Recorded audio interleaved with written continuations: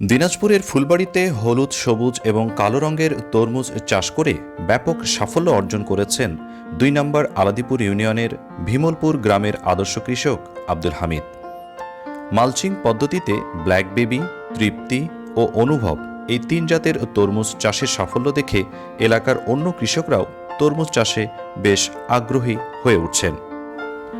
উপজেলা কৃষি সম্প্রসারণ অধিদপ্তর সূত্রে জানা যায়, ২০২৩-২৪ অর্থ বছরে দিনাজপুর অঞ্চলে টেকসই কৃষি উন্নয়ন প্রকল্পের আওতায় খরিফ ১ মৌসুমে প্রথমবারের মতো উপজেলার পৌর এলাকাসহ ৭ ইউনিয়নের ৮ জন কৃষকের মাধ্যমে জনপ্রতি ২০% জমিতে মালচিং পদ্ধতিতে এ জাতের তরমুজ চাষের প্রদর্শনী করা হয়েছে। এজন্য উপজেলা কৃষি সম্প্রসারণ অধিদপ্তরের পক্ষ থেকে ৮ জন কৃষককে তরমুজের বীজ, জৈব সার, জৈব বালাইনাশক সহ ক্ষেতের পরিচর্যার জন্য নগদ ৩,০০০ টাকা প্রদান সহ তরমুজ চাষের জন্য সার্বিক কারিগরি পরামর্শ দেওয়া হচ্ছে। মালচিং পদ্ধতিটি মূলত চীন ও জাপানে বিষমুক্ত সবজি চাষের একটি পরিবেশ বান্ধব পদ্ধতি হিসেবে বিশেষভাবে পরিচিত। কৃষক আব্দুল হামিদের তরমুজ ক্ষেত পরিদর্শন করলে তিনি আমাদের জানান, বীজ বপনের ৩২ দিনের মাথায় তার প্রথম ফল আসতে শুরু করে।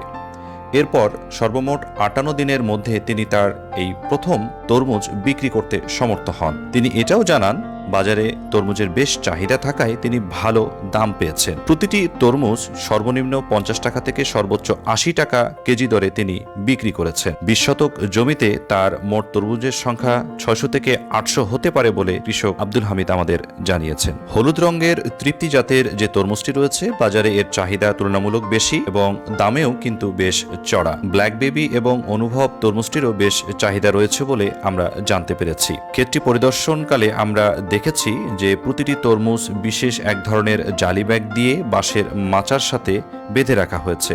আমরা জানতে পারি তরমুজের ওজন ৪০০ গ্রাম হলেই এই পদ্ধতি অবলম্বন করা হয়। প্রতিটি তরমুজের ওজন সর্বনিম্ন ২ কেজি থেকে সর্বোচ্চ ৬ কেজি পর্যন্ত হয়েছে বলে কৃষক আব্দুল হামিদ আমাদের জানিয়েছে। মাত্র ৩ মাসের ফসল এবং ধান চাষ অপেক্ষা লাভজনক হওয়ায় আগামীতে আরও বড় পরিসরে তিনি তরমুজ চাষ করবেন বলে আমাদের জানিয়েছেন।